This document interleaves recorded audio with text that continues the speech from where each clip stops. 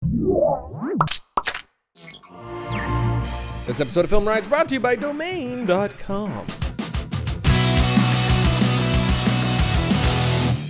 Welcome to Malzac Mondays. Today we have another interview, this one with Sean Devereaux, who owns and operates the Zero VFX company, who has worked on things like American Hustle, the way back, the new film Equalizer with Denzel Washington, The Town. He's done a lot of VFX Supervision work. He's done a lot of compositing work, just worked on massive films. We were able to sit down and talk to him a little bit, pick his brain about the industry and visual effects, talk a little bit about script supervision as well. It is a great interview, so check it out here and enjoy his words of wisdom. Logo. All right, so Sean, to kick us off, could you just tell us a little bit about yourself and your company, Zero? Yeah, so Zero VFX is based in Boston, Massachusetts. We've been open now for 4.5 years. We started in my basement with 3 people 4.5 years ago, January 2010. We've blown up since then. We now have, as of January, we have 45 people, and we have 8,000 square feet of space. Definitely not in my basement anymore. And focus 50% on commercials and 50% on feature films. So we have a nice diverse client base that allows us to kind of ride the waves or the roller coaster of the industry. Because we basically started a visual effects company at the worst possible time to start a visual effects company, which is already considered a bad business plan anyway. And not only have we grown but excelled with that. So I think because we've gone through the bad times, I think we're going to be here for a very long time to come. And to me personally, I was born and raised in Massachusetts and went to film school. And as soon as I graduated, I moved to California as quickly as I could, packed my car with everything I owned, and worked at Digital Domain for my first 8 years and learned kind of from the best and brightest kind of compositors and mentors there ever. I mean, obviously Nuke was born from there, and I got to play with Nuke, you know, from basically the first time they had an interface for it was the first version I used. So I'm using it now for almost 16 years. You know, went from there, then I freelanced around, kind of got sick of the staff thing and freelanced at ILM and Asylum, which is no longer here, and Motion Theory. And then my wife got pregnant basically with our first child, and we said, and she's from here as well, so I said, let's see if we can make it work. And it did. It's worked out great. And you know, I can't even imagine doing it any other way anymore. Yeah, I totally agree. And that's all fantastic. And I mean, lately, for the most part, you've been doing a lot of, your main role is VFX supervision, right? Yeah, exactly. I mean, besides being the business owner, having to deal with, you know, payroll and HR stuff. Yeah. That whole side of it. Yeah, exactly, which is also very time-consuming, as it turns out. So, yeah, VFX Supervision, mostly for features. I do commercials as well here, but honestly, our pipeline for film has been so full, I haven't had a chance to do as many commercials as I would like, because I definitely enjoy the short-term, you know, quicker creative challenges where it's more about the art and not so much the execution. With films, it's the art and execution. You have to make sure you can repeat your work so much that you can't do anything off the cuff. It has to kind of be more structured. But it's been great, yeah. So my day-to-day role is either I'm bidding on shows with studios and directors or producers, or I'm officially awarded the show and prepping it with the directors and producers in the studio, or I'm on set shooting it with the crew. You know, for our audience, could you explain briefly what exactly does a VFX supervisor do? I mean, you're working in post only, or are you also on set? Yeah, I'm also on set. It really does vary. The role itself can vary per show. More recently for us, we're hired by the studio, and we are the studio side or production side supervision as well. So there's no middleman between us and the director and the studio. And it's when that role takes place, which is really the one I enjoy most. We're there to creatively support the director's vision, help him achieve what he wants, and that's kind of, for me as the supervisor, that's kind of my main supervisor on the show, is the director, where just very close second for me is the studio, which I have to make sure we're doing it on the budget that they planned for. Right. So a lot of it is creative decisions, but also giving the director those choices. So like, okay, great, I love that shot too, but no, if we do this shot, you're going to have to sacrifice a shot on this side, or let's figure out other shots to cut so we can get both those things. Right. And it's the creative part of figuring out the shots, but that honestly for me it's the fun part, but it's also the easier part. The challenging part is to make sure we can afford everything that that the director's vision wants, and that's really the key, is playing kind of both those worlds. And on set for any particular shot, are you there making sure you get exactly what you need to make your life easy in post? Absolutely. And it's not even easy anymore, it's affordable, really. Right. You talk about money, but it's like if it's even a simple monitor comp, it's like, okay, that's a very cheap shot, it's not going to cost a lot of money to do.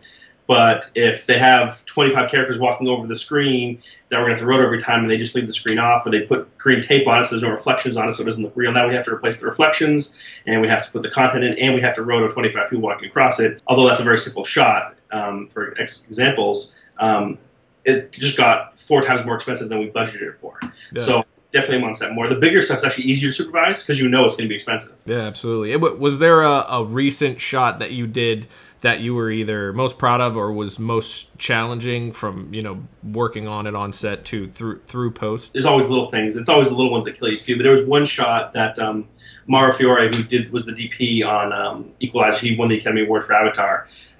He did this beautiful shot pulling through a window from McCall's apartment. That's Denzel's character in the movie.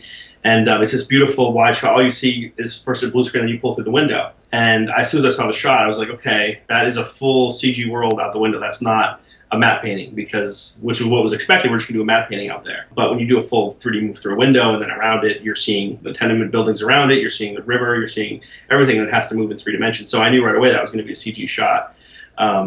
And that was a shot that, from the very beginning, we knew, okay, this literally exponential, the magnitude of difficulty went dramatically up because we weren't expecting to build a CG world at all. But it's, you know, in the end, it was so worth it. I mean, it opens the film at the right tone, at the right mood, sets up the world so well. It's a 2,500 frame shot. It's this really gorgeous thing. Wow. So that was very difficult to do, but you know, in the end, it was so worth it. And it wasn't just a fix-it shot. It was like, this is how we're going to reveal the world of the Equalizer. You know, that is awesome. And what about the pipeline for any given shot from, you know, production through post-production? What does that look like? The complex scenes are, again, they're kind of in a way more easy to manage because you do prep for them much better. So we'll start writing R&D. We'll do R&D and look dev and even pipeline tools for it well before we even start shooting the film, knowing that these big shots they're going to be here. We know the overall challenges. Let's start making ourselves efficient then. And that can start from anything from, okay, we're making a CG world out there. We're going to need trees. Let's start building trees that we can manipulate the leaves and nuke so that we can change the angle they're at on the fly over the whole tree and have the sun move around them, things like that. And then there's simpler shots where it's like, okay, we have 200 monitor comp shots. We want to make sure we're looking at the edit ref while we're comping these. We want to make sure that we're knowing what shots are more, we want to rate them like A through C, knowing which ones are more difficult, which ones are cheaper, so we can kind of decide what artists work on what.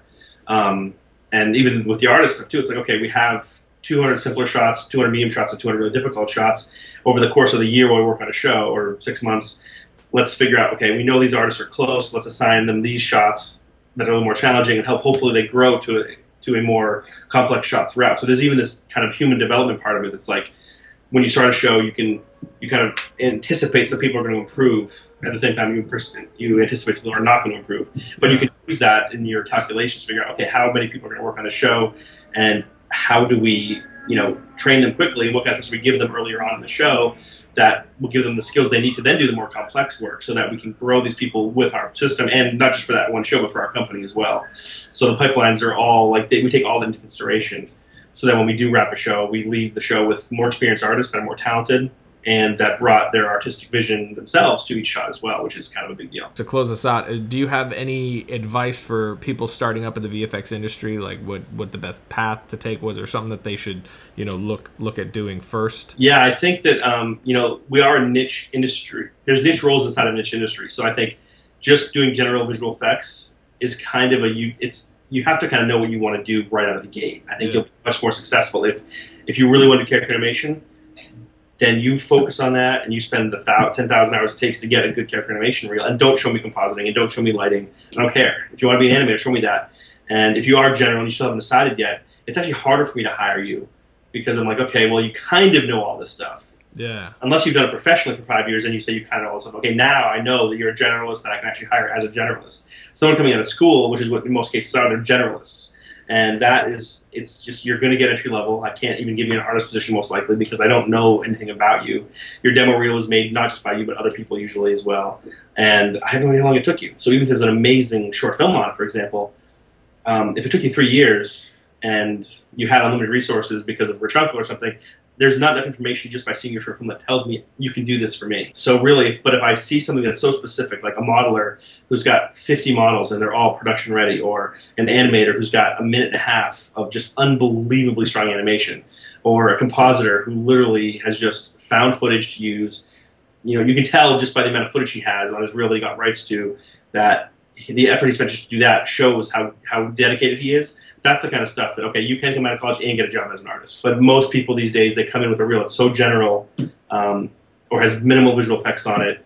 And there's a little bit, too, I've noticed more recently with entitlement issues that it's like they feel like they don't have to. They've already reached a goal by graduating. Yeah. It's not starting. It's not the gun. It's not the starting gun. It's actually the finishing line. And that's not the case at all, obviously. So come in humble. come in ready to work your butt off. A story I tell often because it's how I got my career was I was at Digital Domain as an intern, unpaid. I was there on a Saturday, my first Saturday there, or second Saturday there. No one asked me to be there on a Saturday. I loved being there so much. I just wanted to be with these guys. These guys were working 7 days a week, guys and girls, 300 people at the time, you know, and just working their butts off. And the kitchen was disgusting on a Saturday afternoon because there's no custodial staff's going to come in and clean on the weekends. So I cleaned the kitchen without being asked, and then I cleaned the sink, and then I looked at the cupboards. The cupboards were disgusting, and I cleaned the entire place. I took everything out of all the cupboards, including below the sink, and scrubbed in where the cleansers were. I just cleaned the whole place because I had nothing else to do, and I wanted these guys to have and girls to have a nice, clean place to eat. They're working their butts off. And while I'm literally on my hands and knees scrubbing below the sink, a producer walks by and says, "Who told you to do that?" And I'm like, "Well, nobody. I just, you know, it's just you guys deserve a clean place to eat." And she hired me on the spot. And I got a call from that same producer 8 years later to supervise the film, and she'd not worked with me since. So that one act that took an hour of my life, and it wasn't done to brown nose. It really, I truly was like, I have nothing else to do. These people deserve a better place to eat than this. So I just did a job, and that one thing set up almost my whole career. So I would say, if anything, young advice: do the best you can to learn the skills, but come in with an attitude like that that's genuine. Yeah. There's no limits. That's fantastic advice. Yeah, that's some of the best advice I heard. I agree with that wholeheartedly. That's great. Thank you. And, you know, to wrap us off, also, where can we find you? Are you online, obviously? Social media, your website? Yeah, so my Twitter handle is at FilmSoup, FilmSoup, like the food. And then our website is ZeroVFX.com. And we'll be launching a brand new website in, I think, just less than a month now, which is totally revamped. It's got all our recent work on it and stuff. We've been ready to grow into a big boy website, basically, pretty much. And so that's exciting. And then, you know, we're doing a lot more press now, just kind of getting our name out there. So I think if you just Google Zero VFX, there's a lot more stories out there now and things like that. So that's the best way to find us. That's awesome, man. All right. Thank you very much. I appreciate you taking the time to do this. Cheers, man. Thank you very much. It was awesome. So you have the internet. All of it. Don't you want to be on the internet? All of it. You know, not having the internet and not being on the internet is like having a house but living on the sidewalk. Who wants to do that? And you have all of it. And you have all of it, the entire internet. You need a hosting plan. You need a domain name. Get this through domain.com. Their hosting plan is reliable, affordable, and Now, the domain name, you can use the domain discovery service to help you pick the right name for you. In this internet house, do you have a doggy house for your dog? Well, that would be in the backyard of the internet house. Okay. Yeah, because it's like an outside internet dog. Right. Yeah. Right. Totally. Yeah. And my dog's name would be Duke. Nukem. that's actually a really good name for a dog. Yeah. Or you have two dogs, one's name is Duke and the other one's Nukem. Nukem. Yeah. We can make this more affordable for you by using the coupon code FilmRiot. You're going to get 15% off your domain name and web hosting, because when you think domain names and internet houses, think domain.com. Right, think that. That was nice. Oh, God. Logo. So that's it for today. Thanks again to Sean for taking the time to drop some knowledge on us. And don't forget, there's only a week and a half left, actually a week left, till all the submissions for the 5-year anniversary video need to be in, and we're going to announce all the winners in a week and a half when we have that celebration episode. So make sure you do that. Also, we have the 5-year anniversary poster, so definitely check that out as well. And I'll see you guys next time. But until then, write, shoot, edit, repeat.